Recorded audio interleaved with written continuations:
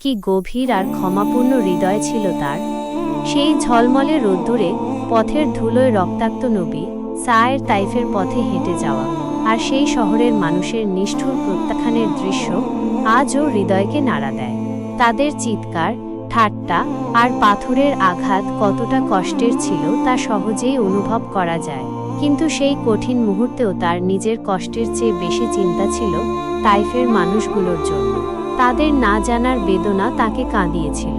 আর সেই বাগানের পাশে বসে তার সেই অসাধারণ দোয়া, হে আল্লাহ, যদি তুমি আমার ওপর রাগ না করে থাকো তবে আমি কিছুই মনে করি না, আসলেই এক গভীর আত্মসমর্পণের পরিচয় দেয়। নিজের শারীরিক কষ্টের চেয়ে আল্লাহর সন্তুষ্টি তার কাছে কত বেশি গুরুত্বপূর্ণ ছিল তা এই দোয়ায় স্পষ্ট। জিবরাইলা যখন পাহাড় দিয়ে শহর গুড়িয়ে দেওয়ার কথা বললেন, তখনও তার সেই ক্ষমা ও দূরদর্শিতা।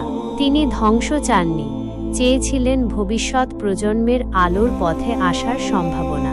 তার এই মহানুভবতা যুগে যুগে মানবজাতিকে ক্ষমা ও সহনশীলতার শিক্ষা দিয়ে আসছে।